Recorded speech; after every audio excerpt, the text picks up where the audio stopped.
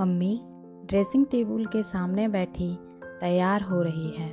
बंटी पीछे खड़ा चुपचाप देख रहा है। मम्मी जब भी कॉलेज जाने के लिए तैयार होती है, बंटी बड़े कौतूहल से देखता है। जान तो वो आज तक नहीं पाया, पर उसे हमेशा लगता है कि ड्रेसिंग टेबल के इन रंग बिरंगी शीशियों में, छोटी बड़ी डिब्बियों में ज़रूर कोई जादू है कि मम्मी इन सबको लगाने के बाद एकदम बदल जाती है। कम से कम बंटी को ऐसा ही लगता है कि उसकी मम्मी अब उसकी नहीं रही, कोई और ही हो गई। पूरी तरह तैयार होकर हाथ में पर्स लेकर मम्मी ने कहा, देखो बेटे, धूप में बाहर नहीं जाना। हाँ। फिर फूफी को आदेश दिया, बंटी जो खाए वही बनाना, एकदम बंटी की मर्जी का खाना, समझी? चलने से पहले मम्मी ने उसका गाल थपथपाया, बालों में उंगलियां फंसाकर बड़े प्यार से बाल झंझोड़ दिए। पर बंटी जैसे बुत बना खड़ा रहा। बाह पकड़कर झूला नहीं, किसी चीज की फरमाइश नहीं की। मम्मी ने खींचकर उसे अपने पास सटा लिया, पर एकदम चिपककर भी बंटी को लगा जैसे मम्मी उससे बहुत दूर है। और फिर इस सचमुच ही दूर हो गई। उनकी चप्पल की खटखट जब बरामदे की सीढ़ियों पर पहुंची तो बंटी कमरे के दरवाजे पर आकर खड़ा हो गया। और मम्मी जब फाटक खोलकर सड़क पार करके घर के ठीक सामने बने कॉलेज में घुसी तो बंटी दौड़कर अपने घर के फाटक पे खड़ा हो गया, सिर्फ दूर जाती हुई मम्मी को देखने के लिए। वह जानता है मम्मी अब पीछे मुड़कर नहीं देखेंगी, न बेतुले कदम रखती हुई सीधी चलती चली जाएंगी। जैसे ही अपने कमरे के सामने पहुंचेंगी, चपरासी सलाम ठोकता हुआ दौड़ेगा और चिक उठाएगा। मम्मी अंदर घुसेंगी और एक बड़ी सी मेज के पीछे रखी कुर्सी पर बैठ जाएंगी। मेज पर ढेर सारी चिट्ठियां होंगी, फाइलें होंगी। उस समय तक मम्मी एकदम बदल चुकी होंगी। कम से कम बंटी को उस कुर्सी पे बैठी मम्मी कभी अच्छी नहीं लगी। पहले जब कभी भी उसकी छुट्टी होती, मम्मी की नहीं होती, मम्मी उसे अपने साथ कॉलेज ले जाया करती थी। चपरासी उसे देखते ही गोद में उठाने लगता तो वो हाथ झटक देता। मम्मी के कमरे एक कोने में ही उसके लिए एक छोटी सी कुर्सी मेज लगवा दी जाती, जिस पर बैठकर वो ड्राइंग बनाया करता। कमरे में कोई भी घुसता तो एक बार हंसी लपेटकर आंखों ही आंखों में जरूर उसे दुलार देता। तब वह मम्मी की ओर देखता, पर उस कुर्सी पर बैठकर मम्मी का चेहरा अजीब तरह से सख्त हो जाया करता है। लगता है मानो अपने असली चेहरे पे कोई दूसरा चेहरा लगा लिया हो। मम्मी के पास जरूर एक और चेहरा है। चेहरा ही नहीं, आवाज़ भी कैसी सख्त हो जाती है। बोलती हैं तो लगता है जैसे डांट रही हों। बंटी को मम्मी बहुत ही कम डांटती हैं, बस प्यार करती हैं। इसलिए यूँ सख्त चेहरा लिए डांटती प्रिंसिपल की कुर्सी पर बैठी मम्मी उसे कभी अच्छी नहीं लगती। वहाँ उसके और मम्मी के बीच बहुत सारी चीज़ें आ जाती हैं। मम्मी का नकली चेहरा, कॉलेज की बड़ी सी बिल्डिंग, कॉलेज की ढेर सारी लड़कियाँ, कॉलेज के ढेर सारे काम, थोड़ी थोड़ी देर में बजने वाले घंटे, घंटा बजाने पर होने वाली हलचल, इन सब के एक सिरे पर वह रहता है चुपचाप सहमा सा, और दूसरे पे मम्मी रहती हैं किसी को आदेश देती हुई, किसी के साथ सलाह मशवरा करती हुई, किसी को डांटती हुई। और इसलिए उसने कॉलेज जाना छोड़ दिया। घर में चाहे वह अकेला रह ले, पर वहाँ नहीं जाता। वहाँ किसके पास जाए? मम्मी तो वहाँ रहती नहीं, रहती हैं बस एक प्रिंसिपल, जिनके चारों ओर बहुत सारे काम, बहुत सारे लोग रहते हैं। नहीं रहता है तो केवल बंटी। थोड़ी देर तक बंटी गेट पे खड़े खड़े आने जाने वाले को यूं ही देखता रहा। फिर लोहे के फाटक पे झूलने लगा। सामने से 2 लड़के साइकिल पर बातें करते हुए गुजर गए तो उसने सोचा थोड़ा और बड़ा हो जाएगा तो वो भी 2 पहिए की साइकिल खरीदेगा। वो जानता है मम्मी उसे कभी बाहर निकलकर साइकिल नहीं चलाने देंगी। जाने क्यों उसे हमेशा यही डर लगा रहता है कि वो बाहर निकला और एक्सीडेंट हुआ। वह ज़रूर बाहर चलाएगा। पुलिया पर जब वह बिना पेडल मारे ही फर्राटे से साइकिल उतारती है तो कैसा मज़ा आता होगा। उसके बाद आंखों के सामने वे बड़े बड़े मैदान तैर गए जो स्कूल जाते समय बस में से दूर दूर दिखाई देते हैं। मैदान के दूसरे सिरे पर बनी हुई पहाड़ियाँ जिनके पीछे से सूरज निकलकर डूबकर दिन और रात करता है। कौन जाने उन पहाड़ियों की तलहटी में कोई साधु बैठा हो जिसके पास जादू की खड़ाऊं हो, जादू का कमंडल हो। एक बार जाकर जरूर देखना चाहिए, पर जाएं कैसे? साइकिल मिलने से जाया जा सकता है, बस किसी को बताएं नहीं और चलते जाएं। चलता जाए तो पहुंच ही सकता है, पर मम्मी को मालूम पड़ जाए तो बाप रे। मम्मी उसे बहुत ज़्यादा घर से बाहर नहीं जाने देती हैं, पर मम्मी को ही नहीं चल पाता कि पलंग पर उसकी बगल में लेटे लेटे वह उन साधुओं की तलाश में कहाँ कहाँ घूमता है। अनदेखे अनजाने पहाड़ों में, जंगलों में, घाटियों में। अब छुट्टी के दिन समझ ही नहीं आता वह क्या करे। एक बार यूं ही बगीचे का चक्कर लगाया। मोगरे खूब महके हुए थे। एक एक पौधे को उसने खूब प्यार से छुआ, फिर गिनकर देखा कितनी नई कलियां खिली हैं। हर एक पौधे की फूल पत्तियों का हिसाब किताब उसके पास है। 1-2 पौधे की पत्तियां गंदी लगी तो जल्दी से पाइप लेकर उनको धोया। कुछ इस ढंग से जैसे मम्मी सवेरे सवेरे उसका मुंह धुलाती हैं। बस हो गया साफ। चलो अब हवा में झूलो। भीतर आया तो कमरे में घुसते ही नज़र ड्रेसिंग टेबल पर गई। वही रंग बिरंगी शीशियाँ और मम्मी का वही सख्त चेहरा याद आ गया। रूखा रूखा और एकदम बदला हुआ। कैसे बदल जाता है चेहरा। और तब न जाने कितनी बातें एक साथ दिमाग में उमड़ने लगी। तुम यहाँ खड़े खड़े क्या कर रहे हो बंटी भैया? चलकर नहा काहे नहीं लेते? हाथ में झाड़ू लिए लिए फूफी घुसी तो बंटी ने झाड़ू छीन लिया और उसके हाथ पे झूलता हुआ बोला, फूफी वह कहानी सुनाओ तो सोनल रानी की, जो सचमुच में डायन थी और रानी बनकर रहती थी। एलो और सुनो, ये कहानी कहने सुनने की बखत है। काम साड़ा पड़ा है और तुम्हें कहानी सूझ रही है। कहानी रात में सुनी जाती है, दिन में नहीं।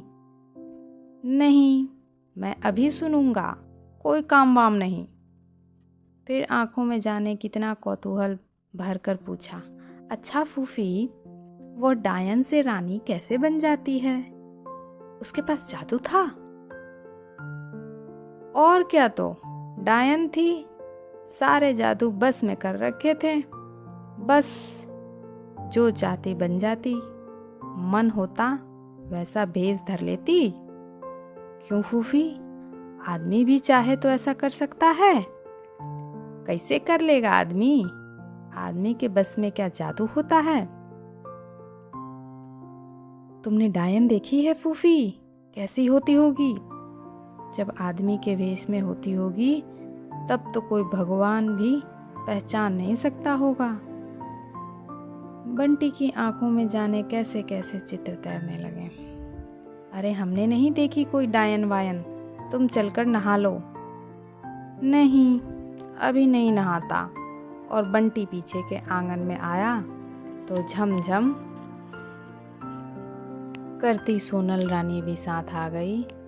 7 मंजिले महल में रहने वाली 700 तास तासियों से घिरी सोनल रानी। ऐसा रूप की न लोगों ने देखा न सुना। राजा तो जैसे प्राण देते हैं, कोई भला देखता भी है कैसे। वह रूप क्या कोई आदमी था, वह तो डायन का जादू था। फिर धीरे धीरे कहानी में की एक पूरी की पूरी दुनिया खुलती चली जाती।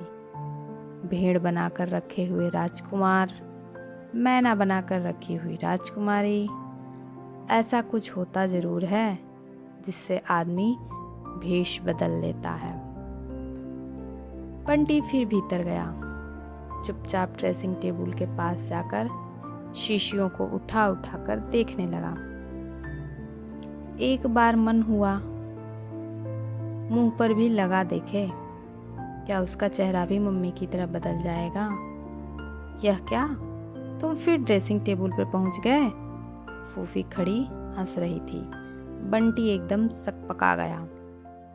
हम कहते हैं ये शौक तुम्हारे तो बड़े होकर भी तुम जरूर लड़की बन जाओगे।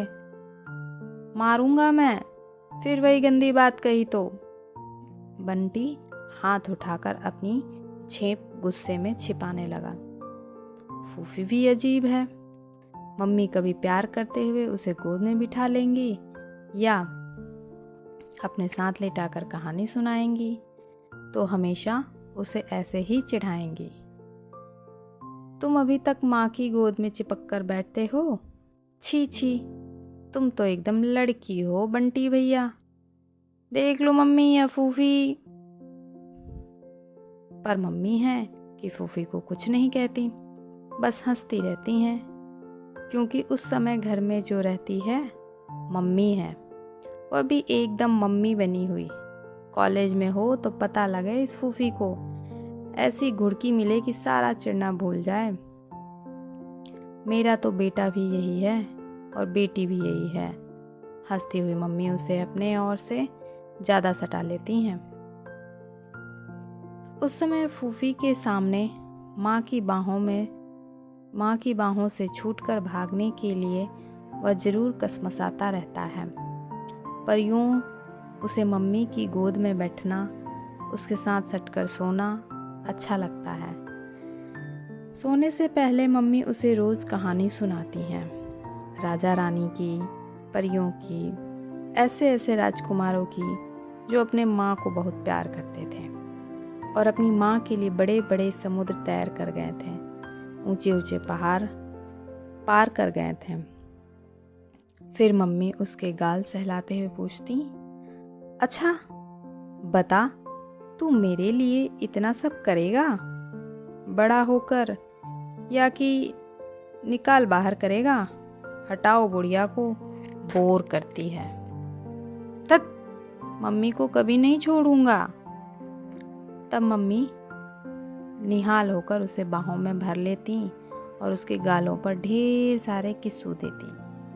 फिर पता नहीं छत में क्या देखने लगती, बस फिर देखती ही रह जाती और उसे लगता जैसे उसके और मम्मी के बीच फिर कहीं कोई आ गया, पर कौन, वह यह न समझ पाता। मम्मी के चेहरे पे गहराती हुई उदासी की परतें उसे कहीं हल्के से बेचैन कर देती। उसका मन करता कि मम्मी को पक्की तरह समझा दे कि वह उन्हें कभी कभी नहीं छोड़ेगा, पर कैसे। और जब कुछ भी समझ में नहीं आता तो वह मम्मी के गले में हाथ डालकर लिपट जाता। तभी फूफी की बात याद आ जाती है। फूफी बकवास करती है, कहीं मम्मी को प्यार करने से या मम्मी के साथ सोने से कोई लड़का लड़की बन जाता होगा भला। तुम नहा लो बंटी भैया, कहो तो हम नहला दें। नहीं, अपने आप नहाऊंगा, बड़ी आई नहलाने वाली। तो जाओ अपने आप नहाओ, हम कपड़ा वपड़ा निकाल कर रख देते हैं। अभी नहीं नहाता, जब मर्जी आएगी नहाऊंगा।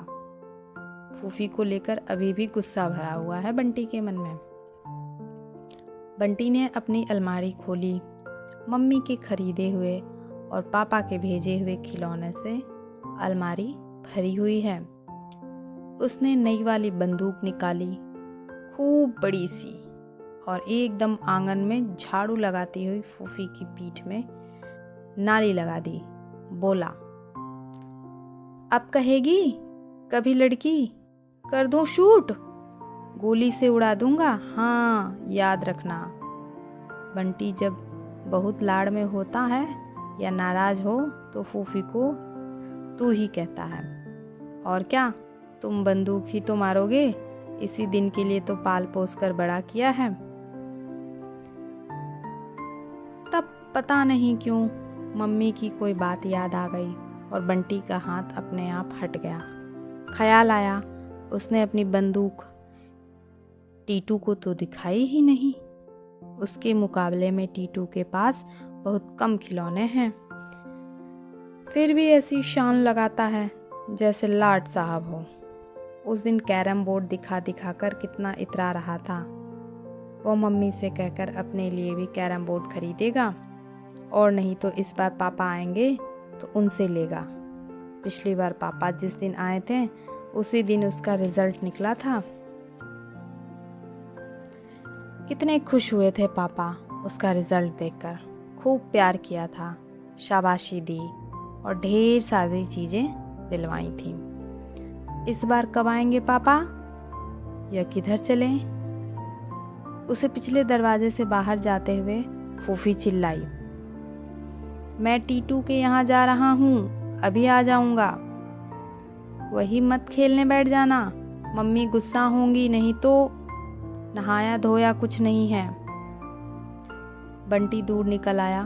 फूफी की तो आदत है कुछ न कुछ बकते रहने की। टीटू के घर के दरवाजे पे आकर 1 मिनट को झिझका, कहीं सबसे पहले टीटू की अम्मा ही ना मिल जाए। कैसे बोलती हैं वे। एक दिन इसी तरह छुट्टी के दिन सवेरे सवेरे आ गया था तो बोली, आ गए बंटी, छुट्टी के दिन तो तुम्हारा सूरज भी इसी घर में उगता है और इसी घर में डूबता है। तो मन हुआ था कि उल्टे पैर लौट जाएं। मम्मी तो टीटू को कभी ऐसे नहीं कहती, चाहे वो सारे दिन खेल रहे। उसका बस चले तो वह कभी टीटू के घर नहीं जाए। वैसे भी उसे अपने घर में खेलना अच्छा लगता है। फूफी कहती हैं, घर में काहे नहीं अच्छा लगेगा, ऐसी लाट साहबी करने को और कहाँ मिलती है बच्चों को। टीटू से कितना कहा कि तू ही आ जाया कर छुट्टी के दिन, पर शाम के पहले वो कभी नहीं आता ही नहीं। घर में खेलते रहता है, बिंदा है, शन्नो है। कहने दो, कहती हैं तो बंदूक दिखाकर अभी लौट भी आऊँगा। मैं वहाँ रुकूंगा ही नहीं, और सूरज तो अब कभी का उग आया। बरामदे में ही टीटू की अम्मा बैठी तरकारी काट रही है। क्षण भर को पांव ठिठक गए, ना भीतर को जाते बना ना लौटते। कौन? बंटी, आओ। अरे बड़ी जोरदार बंदूक ले रखी है, इतनी बड़ी किसने दिलवाई? पापा ने? आए थे क्या पापा? नहीं, किसी के साथ भिजवाई थी। एकाएक स्वर की खुशी जैसे बुझ गई। मन हुआ अम्मा के सीने में ही दाग दे बंदूक। जब देखो तब वही बात। बंटी भीतर दौड़ गया। टीटू शन्नों के साथ बैठा बैठा कैरम खेल रहा था। बंटी ने चुपचाप उसकी पीठ पर बंदूक की नली लगाई और जोर से चिल्लाया, हैंड्स अप। टीटू एकदम डर गया तो बंटी खिलखिलाकर हंस पड़ा। कैसा डराया? अरे इतनी बड़ी बंदूक देखो जरा। टीटू इतनी बड़ी बंदूक देखकर एकाएक उत्साह में आ गया। चल बाहर चलकर निशाना लगाएंगे। आज भी वह आसानी से बंदूक नहीं देगा। उस दिन कैरम को लेकर कैसे इतरा रहा था, हटो हटो, तुम्हें खेलना नहीं आता।